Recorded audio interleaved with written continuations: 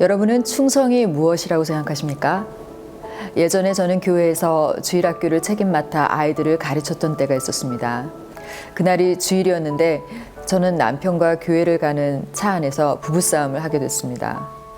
작은 일로 시작된 일이었는데 마음이 상해져서 그동안 쌓여져 왔던 불만까지 불거져 나와 그냥 짧게 끝나도 되었을 다툼이 교회 주차장까지 도착했는데도 그치지 않았습니다. 화가 난 남편은 대화가 끝나기 전에 그냥 교회 안으로 혼자 들어가 버렸고 차 안에 혼자 앉아있던 저는 마음 같아서는 그냥 다시 차를 몰고 집으로 돌아가 버리고 싶은 마음뿐이었습니다. 차 안에 앉아서 어떻게 교회 들어가서 사람들에게 인사를 해야 하나, 어떻게 아이들에게 내 작은 분노조차 다스리지 못하면서 서로 사랑하라는 하나님의 말씀을 가르칠 것인가, 과연 이것이 양심 있는 행동인가, 정말 마음이 답답했습니다.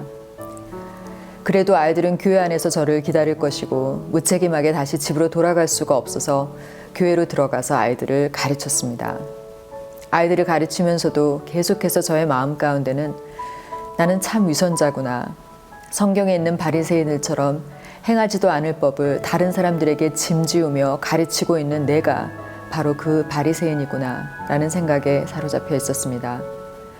정말 교회 문을 나서면서 다시는 아이들을 가르치고 싶은 마음이 없어질 정도로 저는 비참하고 마음이 깊이 무너져 있었습니다.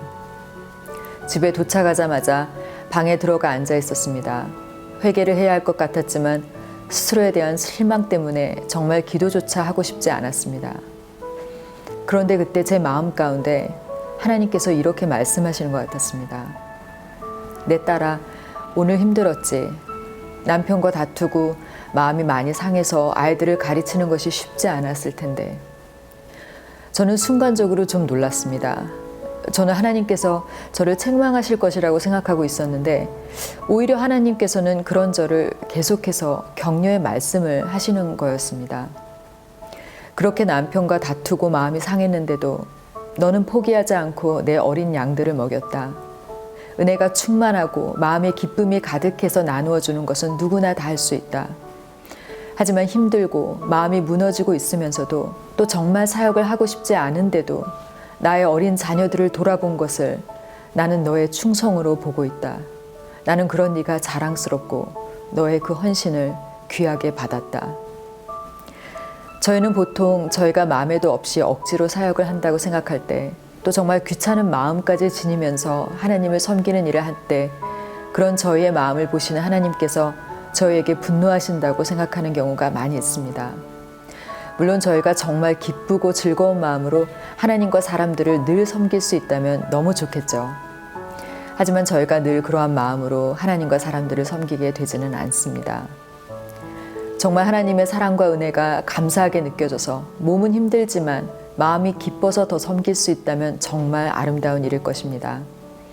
하지만 힘들어도 마음이 없어도 그 마음의 스스로에 대한 짜증과 하나님께 대한 오해나 심지어는 분노마저 있을지언정 그래도 감정적으로 하나님과 사람들을 대하지 않고 나의 의무를 행하는 것을 하나님은 또 다른 수준의 헌신이며 충성으로 보신다는 것입니다.